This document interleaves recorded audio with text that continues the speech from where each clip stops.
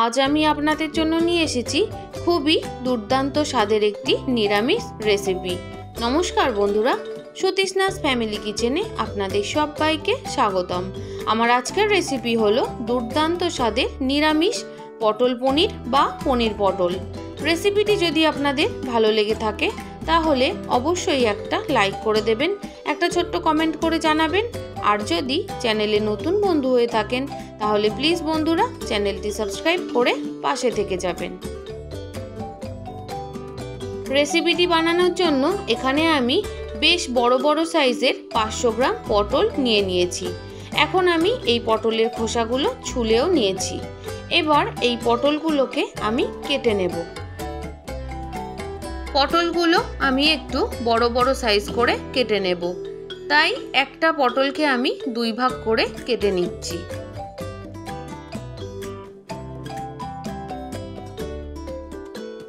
বন্ধুরা, আমি এখানে 500 গ্রাম পটল নিয়েছি। আপনারা চাইলে পটলের পরিমাণটা কম বেশি করে নিতে পারেন। সাথে এখানে আমি নিয়েছি 300 গ্রামের মতো আলু। আলুগুলোকেও আমি একটু বড় বড় সাইজ করে কেটে নিচ্ছি। পটলগুলো কাটা হয়ে গেছে। এবার সমস্ত আলুগুলো কেটে নিয়ে আমি ফাইনালি আপনাদের আরও একবার দেখিয়ে দিলাম।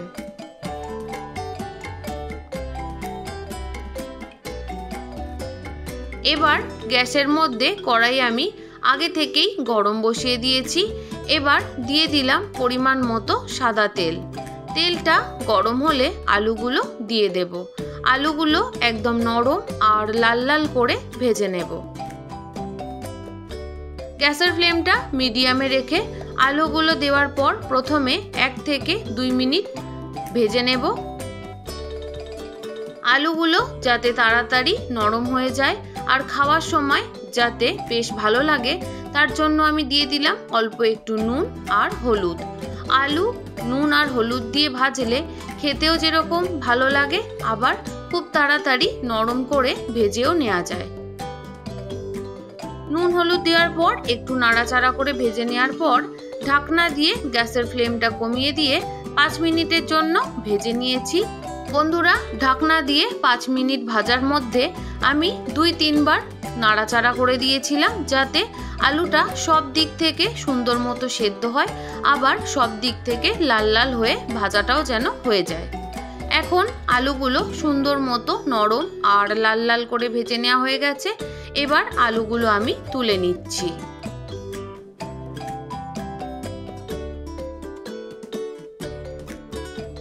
সমস্ত আলুগুলো তুলে নেওয়ার পর ওই তেলের মধ্যে আমি পটলগুলো ভেজে নেব। পটলগুলোকেও একদম লাল লাল আর নরম করে ভেজে নিতে হবে। পটলটা ভাজার সময় আমি হলুদ দেব না, শুধুমাত্র অল্প করে নুন দিয়ে ভেজে নেব। পটলের মধ্যে নুন দেওয়ার পর 1 মিনিটের মতো ভেজে নেব। তারপর ঠিক যেভাবে আলুগুলো ঢাকা চাপা দিয়ে নরম লাল লাল করে ভেজে নিয়েছিলাম, পটলগুলোকেও একই পদ্ধতিতে ঢাকা চাপা দিয়ে আস্তে আস্তে নরম করে লাল লাল করে ভেজে নেব।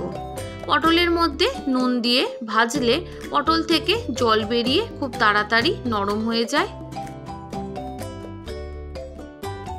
পটলগুলোকেও আমি 5 মিনিটের জন্য আস্তে আস্তে ঢেকে রেখেছিলাম। ঢাকা দিয়ে পটলগুলো ভাজার সময়ও 2-3 বার নাড়াচাড়া করে দিয়েছিলাম। এদিকে দেখুন পটলগুলো একদম সুন্দর মতো লাল লাল করে নরম করে ভেজে নেওয়া হয়ে গেছে। এবার আমি পটলগুলোকেও তেল থেকে ছেঁকে তুলে নিচ্ছি। বন্ধুরা, আপনারা তো অনেকেই আপনাদের মতো করে পটল পনির বা পনির পটলের রেসিপি বানিয়েছেন, তবে এইভাবে কারা কারা বানিয়েছেন অবশ্যই কিন্তু কমেন্ট করে জানাবেন। পটলগুলো তুলে নেওয়ার পর ওই তেলের মধ্যে ফোড়ন দিয়ে দিলাম 2টো তেজপাতা, 2 টুকরো দারচিনি আর 3 থেকে 4টের মতো ফাটানো এলাচ। ফোড়ন থেকে যখন সুন্দর গন্ধ আসবে তখন কেটে রাখা টমেটোগুলো দিয়ে দেব। এখানে আমি 100 গ্রাম টমেটোর ব্যবহার করেছি। টমেটোটাকে 2 থেকে 3 মিনিটের জন্য ভেজে নেওয়ার পর দিয়ে দিচ্ছি বড় চামচের 1 চামচ আদা বাটা, সাথে দিয়ে দিচ্ছি ধনে জিরের বাটা। এখানে আমি 1 চামচ গোটা ধনে আর 1 চামচ গোটা জিরে একসাথে শিলনোড়ায় বেটে নিয়েছিলাম। দিয়ে দিলাম অল্প একটু জল, সাথে দিয়ে দিচ্ছি পরিমাণ মতো হলুদ আর 1 চামচের মতো কাশ্মীরি লঙ্কার গুঁড়ো। এবার সমস্ত কিছুকে খুব ভালো মতো করে মিশিয়ে দেব।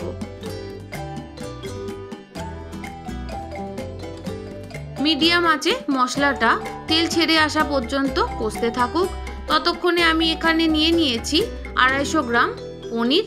পনিরটাকে আমি হাত দিয়ে ভালো মতো স্ম্যাশ করে নিয়েছি। এদিকে দেখুন মশলা থেকে তেল ছাড়তে শুরু করেছে। মশলাটা আবারও আমি ভালো মতো কষিয়ে নিয়েছি। এখন আমি দিয়ে দেব স্ম্যাশ করে রাখা পনির। এবার এই পনিরটাকে মশলার সাথে খুব ভালো মতো করে মিশিয়ে নেব। বন্ধুরা, এই রেসিপিটি আমি সাদা তেল দিয়ে বানিয়েছি, তবে আপনারা চাইলে সরষের তেল দিয়েও বানাতে পারেন। খুব ভালো মতো করে মশলার সাথে পনিরটা আমি কষিয়ে নিচ্ছি। দেখুন কষাতে কষাতে কড়াই থেকে ছাড়তে শুরু করেছে। এখন আমি দিয়ে দেব ভেজে রাখা আলু আর পটল। এবার খুব ভালো মতো করে সমস্ত কিছুকে মিশিয়ে নেব। বন্ধুরা, নিরামিষ দিনে এই রেসিপিটি আপনারা ভাত ছাড়াও রুটি, লুচি, পরোটার সাথে দুর্দান্ত খাবেন। এমনকি ফ্রাইড রাইস, পোলাওর সাথেও ভীষণ ভীষণ ভালো খাবেন। অবশ্যই কিন্তু এইভাবে একবার হলেও বানাবেন। সমস্ত কিছু ভালো মতো মিশিয়ে নিয়েছি, সাথে খুব ভালো মতো করে কষিয়েও নিয়েছি। এবার আমি দিয়ে দিচ্ছি পরিমাণ মতো নুন। যেহেতু আলু আর পটল ভাজার সময় অল্প অল্প করে নুন দিয়েছিলাম, তাই পরিমাণ মতো নুনটা একটু বুঝে শুনেই দিয়েছি। আপনারাও কিন্তু একটু দেখে শুনে নুনটা দিয়ে নেবেন। এবার আবারও খুব ভালো মতো করে মিশিয়ে নিচ্ছি। এখন আমি দিয়ে দিলাম অল্প একটু জল। এবার সমস্ত কিছুকে আবারও ভালো মতো করে কষিয়ে নেব, জলটা শুকনো হয়ে আসা পর্যন্ত। যত বেশি ভালো মতো কষানো হবে ততই কিন্তু তরকারির স্বাদ ভীষণ ভীষণ ভালো হবে। দেখুন বন্ধুরা, কষাতে কষাতে জলটা অনেকটাই শুকিয়ে গেছে। এবার আমি দিয়ে দেব পরিমাণ মতো জল। এবার খুব ভালো মতো করে মিশিয়ে নেব। তবে বন্ধুরা, মেশাতে মেশাতে আমার মনে হয়েছে আর অল্প একটু জলের দরকার, তাই আমি আরো অল্প একটু জল দিয়ে দিয়েছি।